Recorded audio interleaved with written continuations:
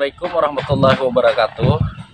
Pemirsa semua, saya saat ini sedang berada di tempat kediaman Pak Daeng. Assalamualaikum Pak Daeng. Waalaikumsalam warahmatullahi wabarakatuh. Oh, pemirsa semua, ternyata Pak Daengnya juga ada di atas. Ya, oke. Tapi Pak Daeng? Naik ya. Oh ya. Kita naik Pak Daeng? Dia naik.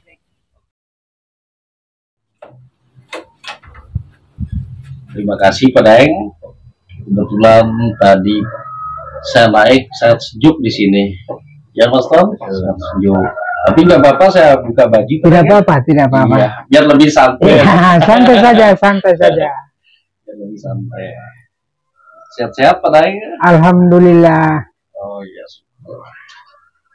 Jadi pemirsa semua, kebetulan alhamdulillah di tempat singgasananya Pak Daeng ini udaranya sangat luar biasa, sangat sejuk sekali ya.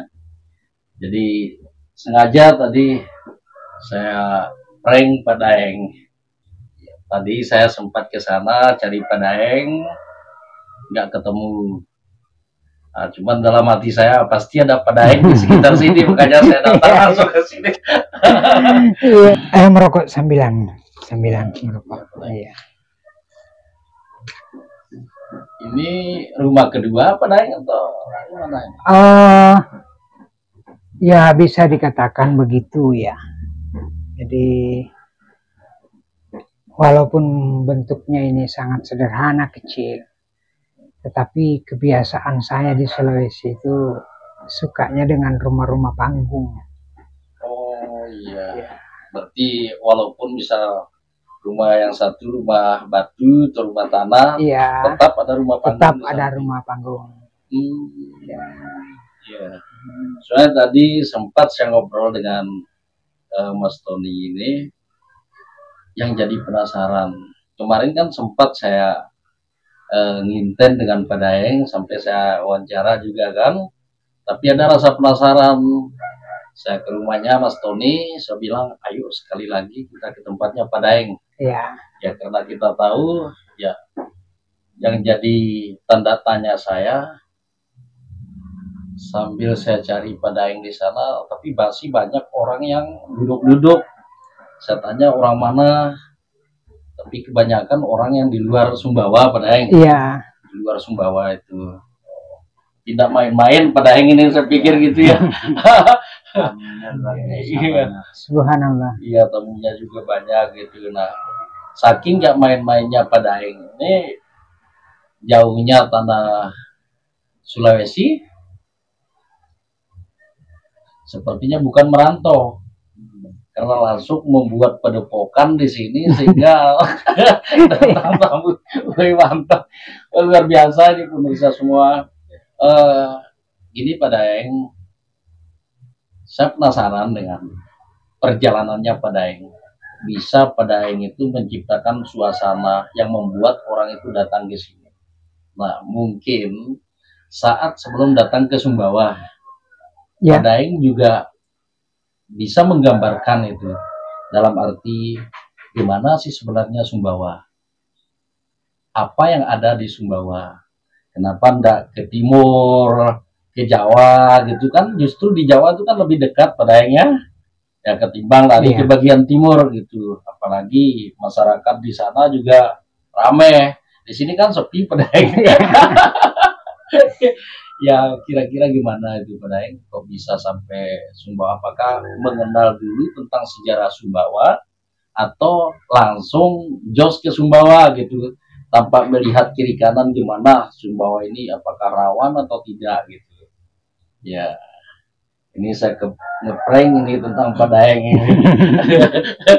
Karena Pak Daeng ini melanglang buana, jadi ketemu dengan kita berdua, saya ingin tahu bagaimana melanglang buananya Pak Daeng ini. Ya silakan Pak Daeng. Sambil ngerokok saya. Ya sambil merokok, ayo. Ya. Sambilan kita santai ya, santai. Ya, siap, Pak Daeng. Iya, santai. Sambil kita merokok. Ya.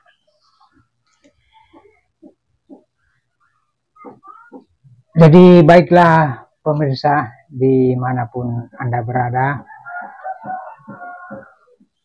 Assalamualaikum warahmatullahi wabarakatuh. Waalaikumsalam warahmatullahi wabarakatuh. Jadi kembali lagi saya kedatangan sahabat karib saya, ya, Abang Arsis, mampir lagi di tempat yang sangat sederhana ini. Nah, kebetulan beliau ini tanya-tanya lagi.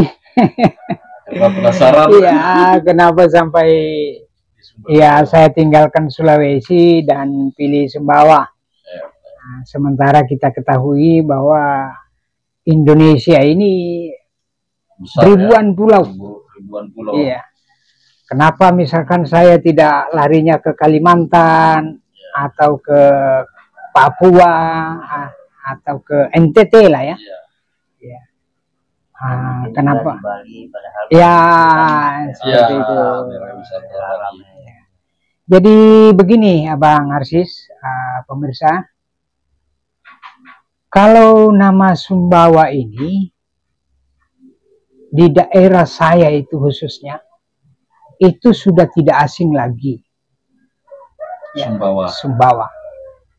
Nah, jauh sebelumnya itu orang-orang di kampung saya ini sudah mengenal Sumbawa, sekalipun sebagian belum pernah ada yang datang ke Sumbawa. Ya. Jadi mereka sudah mengenal.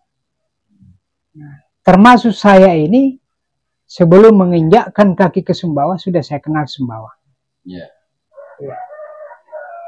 Jadi Sumbawa ini, Abang Arsis, bukan hanya sebenarnya di daerah kami itu dikenal, bahkan dunia dikenalin Sumbawa. Sumbawa. Iya.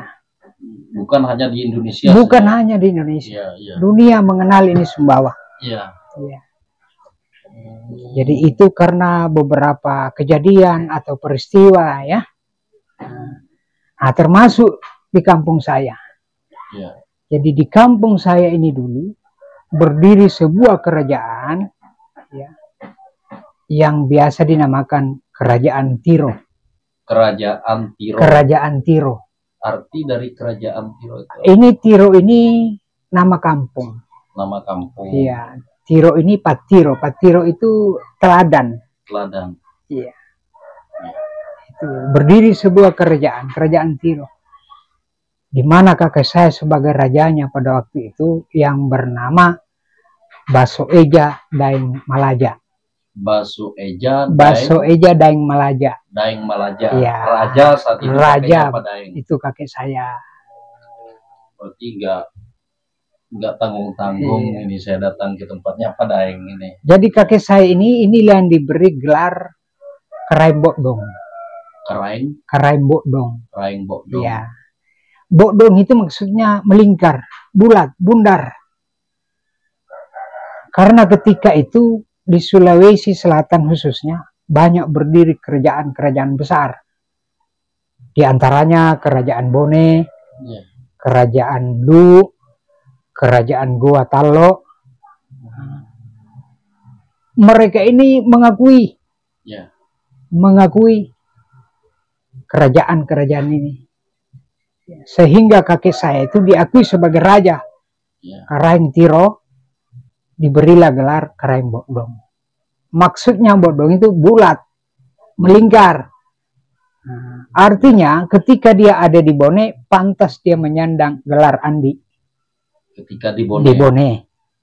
Nah, kemudian kalau dia di Lu, dia pantas diberi gelar Payung.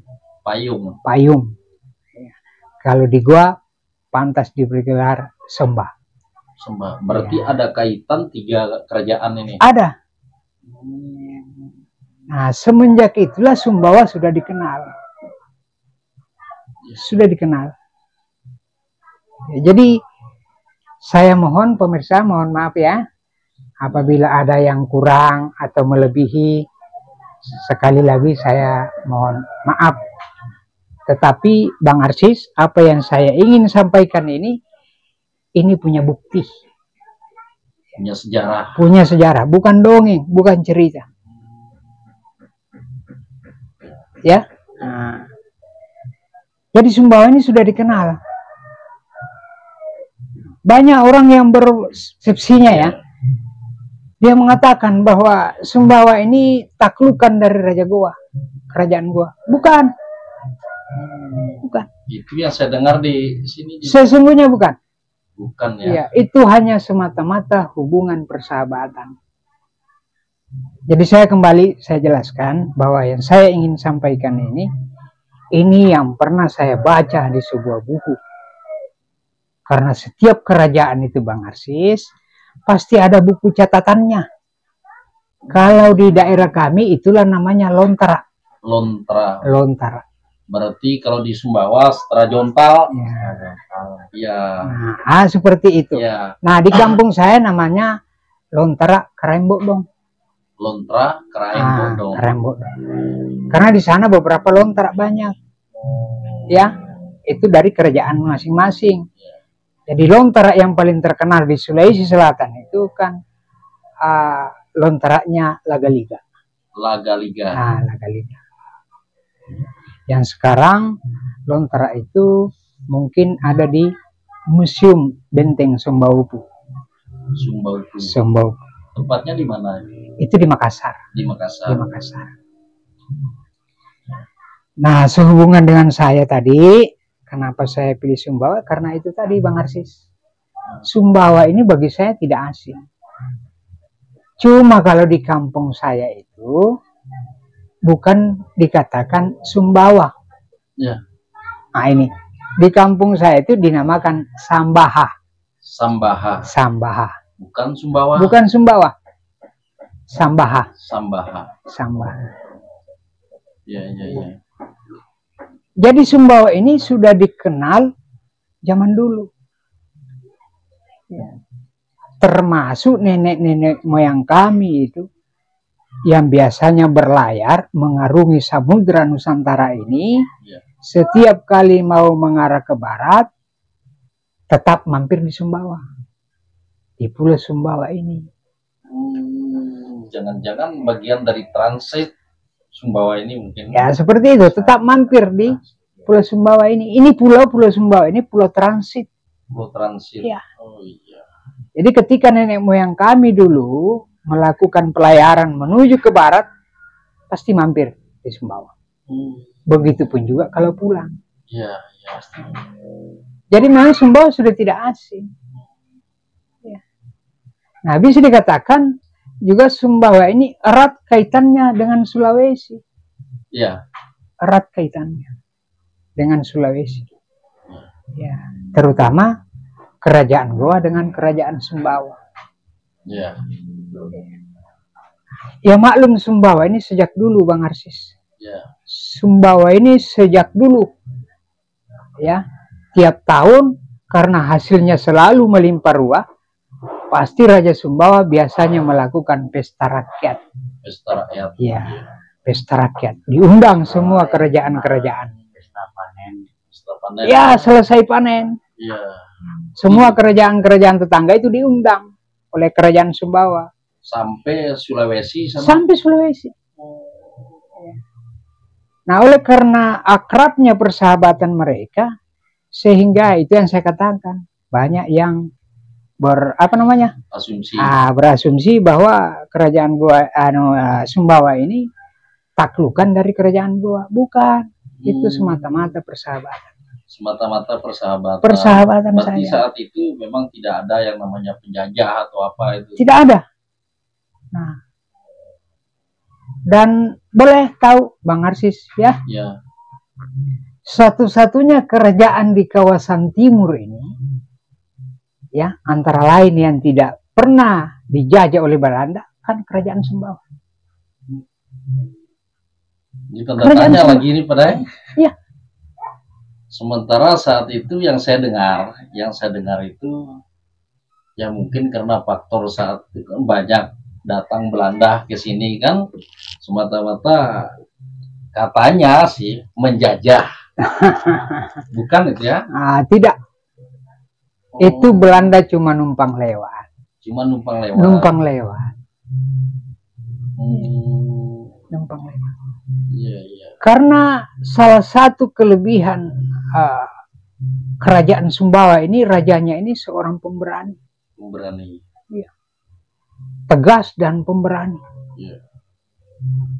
Makanya di zaman dulu itu, siapa raja yang lemah, ya, itu yang biasa dimasuki oleh Belanda. Ya. Dengan menggunakan politik adu domba. Iya, betul. Seperti itu. Pas sudah itu. Ya. Nah, jangan-jangan sistem itu yang dipakai sama Belanda aja. Right? Jadi karena saking akrabnya persahabatan kerajaan Sumbawa dengan kerajaan Goa Talo, ya, sehingga biasanya ketika pecah perang di kerajaan Goa melawan Belanda VOC, ya, banyak bantuan dari Sumbawa ini. Oh, berarti banyak bantuan. Pasukan dari Sumbawa itu datang. Banyak yang dikirim ke sana. Tentunya pemuda-pemuda tangguh dan pemberani. Yang tangguh dan pemberani dikirim ke sana. Jadi itu termasuk salah satu bukti. Sempat kemarin ada cerita saya dengar di Paleng, Kris Samba. Mungkin itu. Jadi begini. Ya. Ketika pecah perang kerajaan Goa melawan Belanda, banyak pemuda-pemuda tangguh pemberani ini di Sumbawa dikirim ke sana untuk membantu kerajaan Goa. Salah satu di antaranya itu yang namanya Ade Arangan.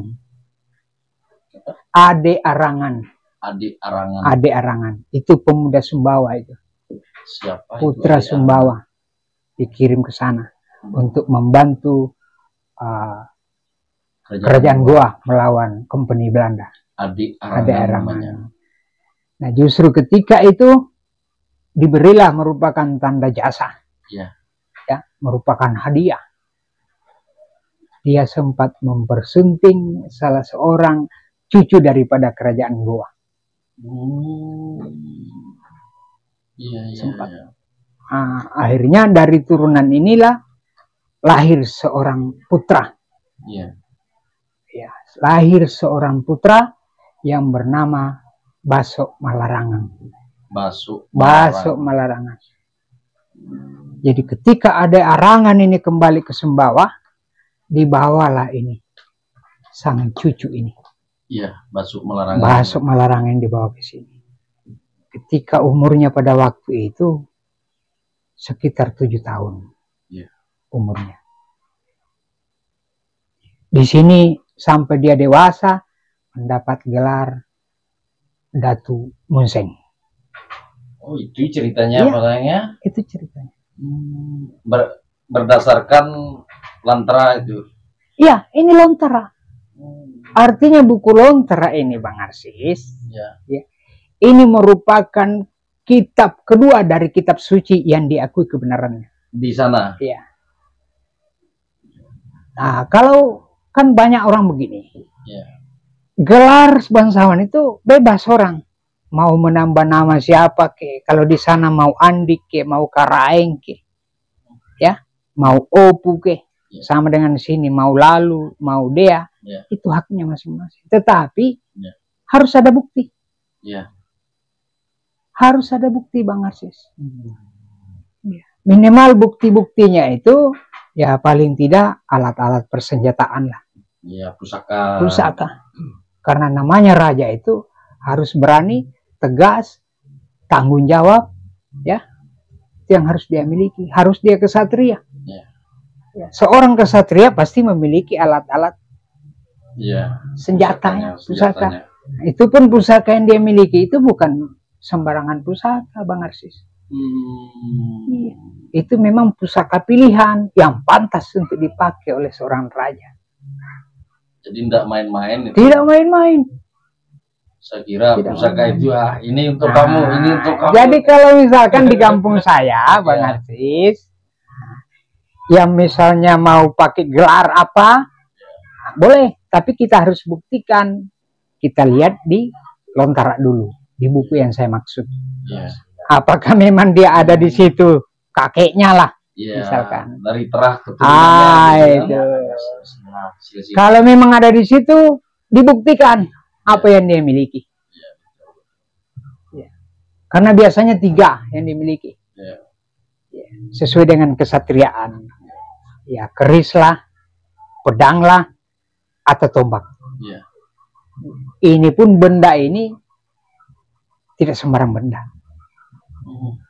Kadangkala pun kalau misalkan mau disorot dengan kamera atau dipoto, kadang buram hasilnya. Iya, betul-betul. Iya. Apa mungkin di Sumbawa itu kan yang dinamakan buk gitu.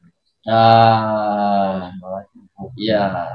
Mungkin itu juga. Buk. Jadi ada silsilahnya dari hubungan berapa sampai. Iya. Ya, itu tetap ya. Tetap harus dimiliki. Iya. Itulah merupakan bukti. Iya, betul. Ya. Kalau tidak memiliki bukti, Iya. Ya. tetapi sebenarnya katanya kakek saya, Bang Arsis, ya, sepanjang apapun gelar namamu, ya, setinggi apapun kebangsawananmu, ya, tetapi manakala kamu tidak bisa menjaga etika, ya, menjaga sopan santun, menghargai orang besar, menyayangi yang kecil, yang lemah, melindungi orang bodoh, ya, maka tidak ada arti kebangsawananmu. Berarti harus benar-benar jadi panutan. Itu ya, jadi teladan. Iya. Nah, itu intinya namanya kebangsawanan, Bang Arsis. Ngomong-ngomong nih Pak Daeng, kita lanjutkan cerita ke masalah Datu Museng. Ya, Datu Ya, Museng. Jadi Datu Museng itu bisa dikatakan cucu Raja Goa. Cucu Raja Goa. Ya. Nah, ketika itulah, setelah tumbuh dewasa Datu Museng di tanah Sumbawa ini, sempat tertarik simpati dengan putri kerajaan Sumbawa pada waktu itu. Namanya Maipa Deapati. Maipa Deapati. Putri dari Raja Sumbawa. Kerajaan Sumbawa. Menurut lontara yang saya baca, Bang Arsis, Ya. Maipa Deapati ini orang utan. Cuma saya tidak tahu apakah utan yang sekarang ini ada atau ada nama kampung lain lagi namanya utan. Lahu Alambi Sakwati. Jadi Sumbawa ini sejak dulu dikenal, Bang Arsis. Sejak dulu. Sejak dulu sudah dikenal karena Sumbawa ini dari dulu memang hasil-hasil pertaniannya itu melimpah. Melimpah. Nah, ketika selesai panen, selalu diadakan pesta rakyat, hiburan, hiburan barang. Rasa mensyukuri. Ya, mensyukuri, diundanglah semua kerajaan-kerajaan lain untuk datang ke Sumbawa ini. Dari situlah dikenal. Nah, kemudian lagi, dunia mengenal Sumbawa. Bayangkan, saking banyaknya gunung berapi di Indonesia ini. Tapi tidak ada yang sedahsyat Samalas ini ketika dia meletus. Sekarang dikasih nama Tambora. Berarti sebelum nama Tambora, Samalas. Itu namanya Samalas. Berdasarkan lontara. Iya, berdasarkan lontara. Iya. Namanya Samalas. Samalas. Iya. Berarti gunung berapi Tambora ini ada ceritanya juga. Itu dunia, dia goncangkan dunia. Sampai ke Eropa itu goncangannya. Gunung Samalas itu. Ya, sekitar 1800 sekian lah. Ya. Ya, mungkin kita belum lahir. Masih jauh. Iya, ini pun saya hanya kutip dari lontara kakek saya. Iya, masih zaman Peak Batu dulu. Ya, seperti itu. Jadi saya katakan tadi bahwa selain daripada itu, Sumbawa ini hampir sama memang dengan Sulawesi. Kesehariannya. Iya. Banyak sekali karena sangat erat kaitannya. Iya. Sangat erat kaitannya. Jadi mohon maaf Bang Arsis ya. Iya. Nanti kita lanjutkan masalah Datu Munseng ya. Ya, Kita Kaji tentang kaji betul. dulu. Betul, Nah, betul. ya Ya, tentang sifat-sifat orang Iya. Sumbawa. Sifat orang Sumbawa ini Bang Arsis sangat mengasihani pendatang, menghargai pendatang. Ya. Ini lebih kurang sama dengan di Sulawesi. Ya. Dan satu Sumbawa ini Bang Arsis, Ya. satu kelebihannya, kalau kita baik kepada orang Sumbawa, dia lebih baik. Begitupun juga Ya, di sana tapi orangnya. sebaliknya kalau kita kurang ajar, justru orang Sumbawa lebih kurang ajar lagi Bang Arsis. Ya. Betul itu. Ya, ini sudah merupakan titisan. Nggak bisa Ya, dipungkiri. tidak bisa. Ya. Kita salah satu sifat. Di samping itu keberanian orang Sumbawa, itu titisan dari Raja Sumbawa. Berani, tegas. Bertindak Iya. dipaksa beraninya. Tidak, itu memang lahir dengan sendirinya. Ya. Ya. Itulah yang melahirkan putra-putra terbaik Sumbawa ini. Ya. Ya, sebutlah salah satu contoh yang sampai pangkat jenderal, Ya. namanya Laksamana Abdul Qadir Manambai. Itu Laksamana putra Sumbawa. Manambai. Ya. Itu putra Sumbawa, terbaik Sumbawa. Ya. Sampai dia menjabat. Jadi saya dengar sejarahnya itu Ya. duta besar ya di Afrika ya. Duta besar di Afrika, benar. Sehingga dia mendapat gelar kuda hitamnya Sumbawa. Kuda hitam dari Sumbawa. Gitu. Ya. Nah, selain dari itu lagi, ya kita lihat di kancah politik nasional, Ya. Haji Fahri Hamzah, Betul. ya, Haji Din Samsudin, Ya. itu putra Sumbawa. Putra Sumbawa. Ya. Nah, kembali lagi putra Sumbawa terbaik Sumbawa, Ya. Gubernur NTB ini, Ya. itu merupakan titisan Ya. yang saya sampaikan ini, Bang Arsis. Ya. Contohlah, katakanlah keberanian. Sumbawa saya katakan bahwa tidak asing lagi bagi kita Sulawesi. Itu tadi adanya hubungan, persahabatannya. Kemudian lagi yang saya katakan, Basok Malarangang. Ya, Basok Malarangang yang diberi julukan Datu Museng. Ya. Kawin dengan Maipa Diapati. Ya. Ya. Nah, ketika itu banyak tantangan. Karena Maipa Diapati sudah lebih dulu dipertunangkan dengan turunan Raja Lombok. Iya. Raja Lombok. Sudah lebih dulu dipertunangkan yang bernama Malagasa. Malagasa. Putra Lombok. Turunan kerajaan Lombok. Ya. Sudah lebih dulu dipertunangkan sama Maipa Diapati.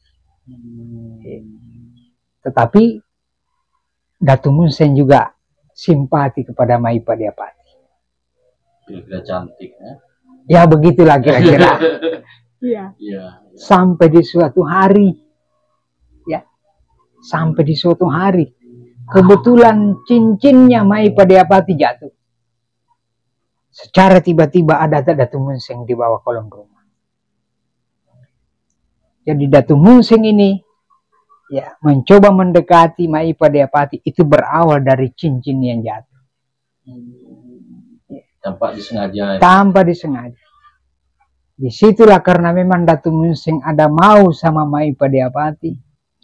Ya, disitulah berawal dia melepaskan mantranya. Salah satu mantra dia mengatakan bahwa cincin ini saya tidak akan berikan kalau kamu tidak siap untuk saya jadikan sebagai istri. Itu ceritanya. Saking beraninya Datu Munseng itu. Saking beraninya, itu pun banyak tantangan. Sehingga dia bisa memperistri Maipa Diapati. Ya. Di antaranya itulah. Ada sebuah kejadian. Ya. Ya. Maipa Diapati menghilang. Ya. Ya. Ternyata dicari Maipa Diapati itu ada di rumahnya Datu Munseng. Sehingga Raja Sumbawa pada waktu itu tersinggung.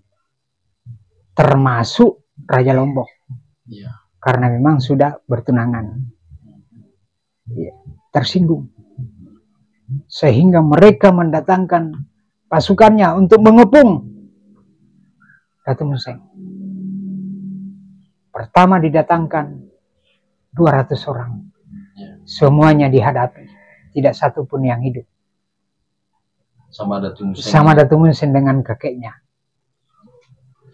Kejadiannya di Kejadiannya itu. Jadi ini saya singkat-singkat saja, Ya, Bang Arsis. memang di Sumbawa kejadiannya itu ya. Kejadian di Sumbawa. Ya. Ini tidak terkuat. Setelah dihabisi 200 orang itu, datang lagi. Ya. Sampai mencapai 400 orang. Semuanya dihabisi. Karena memang Datu Munseng ini bisa dikatakan memiliki kesaktian. Di antaranya kesaktian yang dia miliki, dia mempunyai sebilah keris yang bernama keris Samba.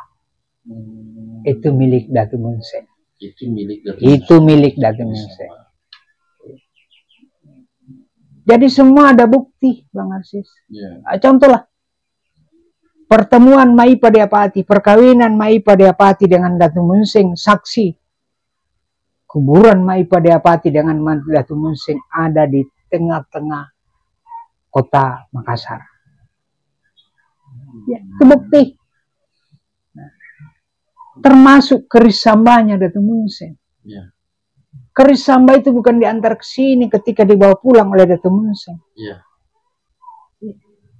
Yang mengantar ke sini itu pohon pisang. Pohon pisang. Pohon pisang. Berarti tidak dibawa sama temannya. Tidak dibawa. Ketika Datu Munseng mau menghembuskan napas terakhir, keris itu ditancapkan di sebuah sebatang pisang. Ya. Sarungnya itu ada di sana. Ya. Banyak lagi yang asumsi bahwa sarungnya ada di di kerajaan Goa. Tidak. Ya. Sarungnya keris Samba itu terkubur dengan pasukannya Datu Munseng. Terus katanya di museum itu ada? Tidak. Bukan itu, Pak? Tidak, itu cuma pendapat. Pendapat. Iya. Jadi keris Samba ini, ya, itu sebenarnya tidak punya sarung. Ya. Tidak punya sarung. Ya. Nah, jadi barang siapa yang memiliki keris ini, Bang Arsis, sebenarnya seharusnya ya, untuk lebih diyakini, jangan dipakaikan sarung. Jangan dipakaikan sarung. Dan salah satu kelebihan keris Samba yang saya baca dalam buku lontrak saya, ketika ada musibah, ya, baik itu kebakaran maupun banjir, ya, keris itu bisa bersuara atau mengeluarkan suara. Ya. Itu kelebihannya. Keris itu akan mengeluarkan suara seperti dengan suara jangkrik. Pokoknya musibah. Musibah. Berarti tanda ketika terjadi kebakaran yang tidak bisa diatasi, keluarkan keris Samba itu, tancapkan di tanah. Insya Allah musibah itu akan lewat. Itu kelebihannya. Nah, keris Samba ini selain daripada itu bisa jadi obat. Bisa jadi obat. Manakala ada orang yang kena penyakit kulit, gatal-gatal, mentol-mentol, ya, direndam keris Samba itu. Insya Allah dengan izin Allah, gatal itu bisa hilang. Direndam ke air, diminumkan airnya. Dengan izin Allah, insya Allah biasanya sembuh itu yang penyakit kulit. Hanya direndam, airnya diminum. Karena keris itu sudah banyak menelan korban. Ya, soalnya siapa tahu di mana tempat keris Samba itu mungkin apa sih manfaatnya, bukan hanya sebagai pajangan saja. Minimal kan harus tahu manfaatnya padanya. Jadi ini Bang Arsis, pemirsa dimanapun Anda berada, apa yang saya sampaikan ini ini yang pernah saya baca dan ini yang pernah disampaikan oleh kakek-kakek kami di Sulawesi. Cerita tentang keris samba Iya. juga diceritakan. Seperti itulah. Hmm. Jadi disinilah erat sekali kaitannya antara Sumbawa ya Ya. dengan Sulawesi, khususnya suku Makassar. Suku Makassar. Suku Makassar. Berarti dari dulu sudah ini ya? Dari dulu. Dari dulu. Nah, terus saat pertempuran di Makassar itu, Ya. berarti keinginan atau inisiatif Maifa Deapati itu harus bersama Datu Museng tinggal di sana. Jadi ketika sudah kawin ya, karena yang tadinya tidak direstui, Ya. tapi berkat karena kesaktiannya Datu Museng, Ya. ya akhirnya raja itu legowo. Ya. Nah, setelah selesai, ya sudah katakanlah sudah nikah, nah, Datu Museng kembali ke sana, ibaratnya mau berkunjung ke keluarganya di Goa, nah, atau di kerajaan Galesong ya. Nah, dibawalah ini Maipa Deapati. Ketika Maipa Deapati di sana, semua orang tercengang melihat kecantikannya Maipa Deapati. Sangat luar biasa. Ya. Semua orang tercengang. Nah, akibat dari kecantikannya Maipa Deapati ini, sampai Belanda ingin menjadikan istri itu Maipa Deapati.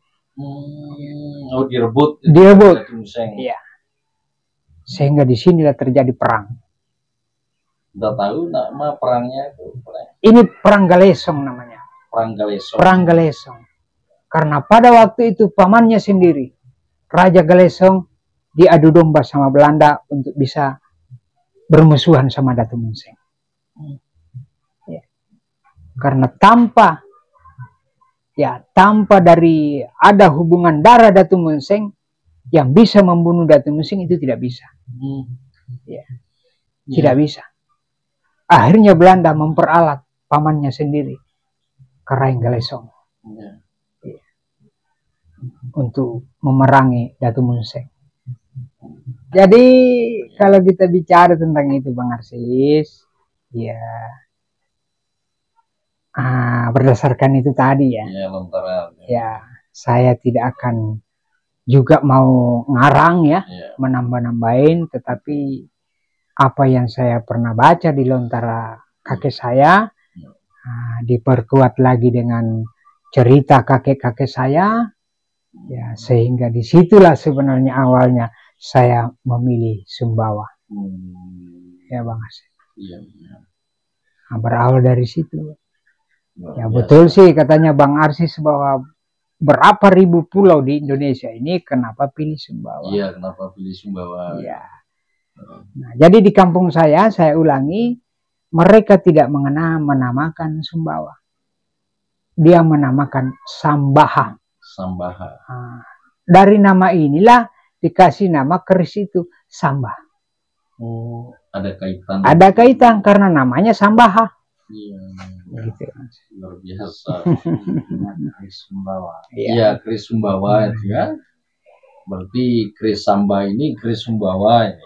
Keris Sumbawa. Itu keris saktinya Datu Museng. Iya. Nah, ngomong-ngomong masalah keris, ada yang saya lihat di depan ini. Nggak main-main ini. Ya, ini juga merupakan salah satu aksesoris ya, yang bukti juga dari mendiang kakek saya.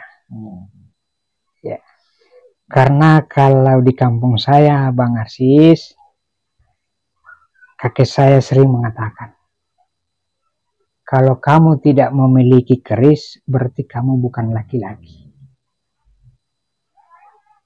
Ya. Apabila kamu anggap dirimu laki-laki, berarti kamu harus memiliki sebilah keris.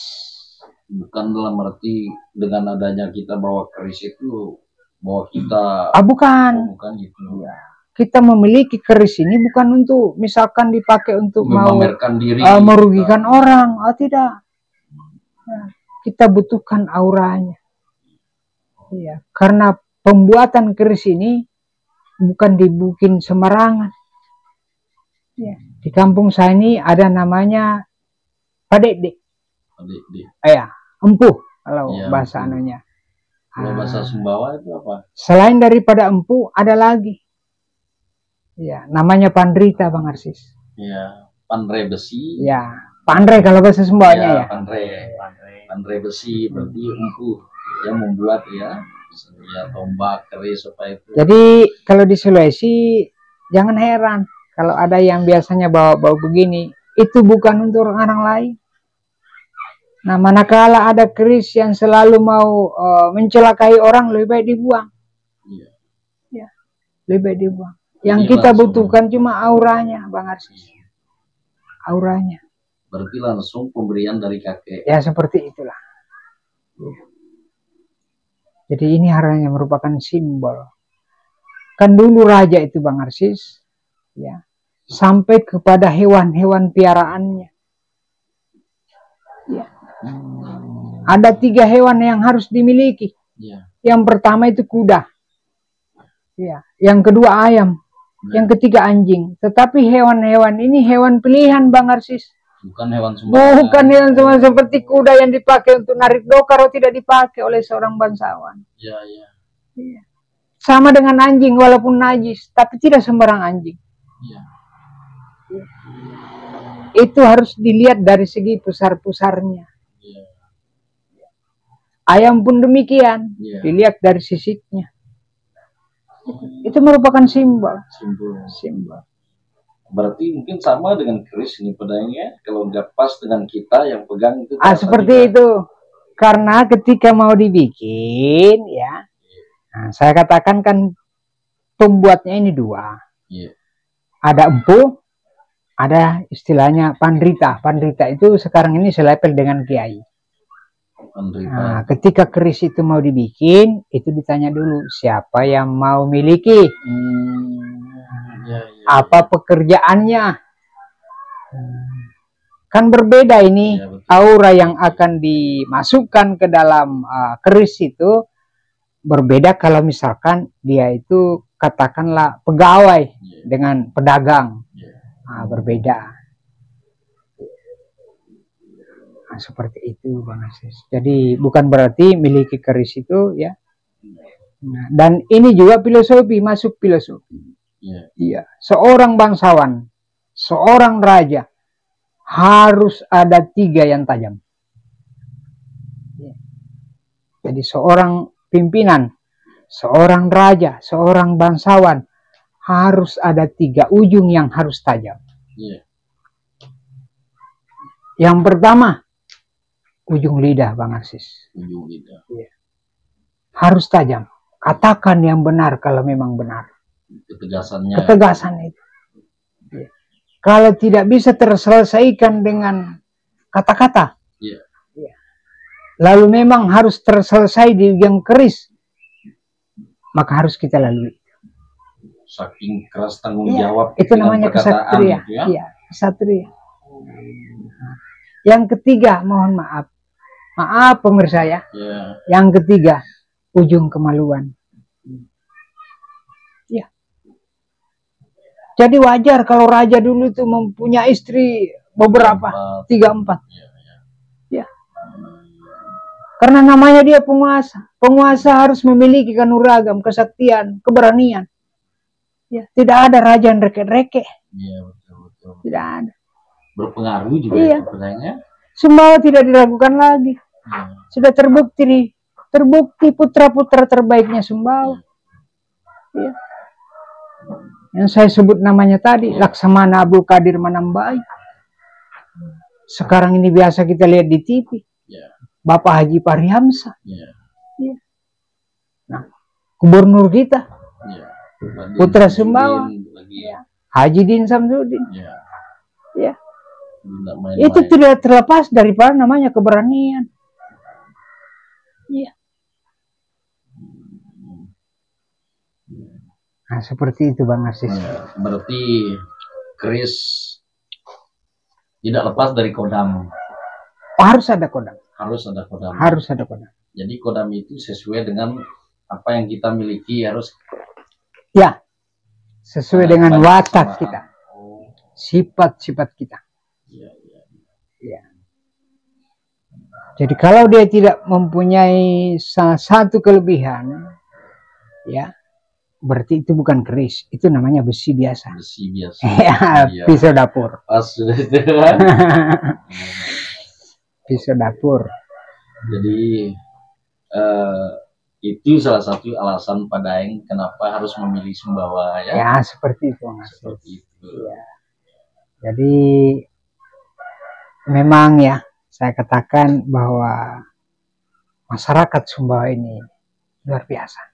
Kesosialannya, kedermawanannya, ya, sangat dia pengasih sekali. Iya. Tinggi rasa kasihannya sama orang pendatang. Bisa menghargainya. Gitu. Luar biasa.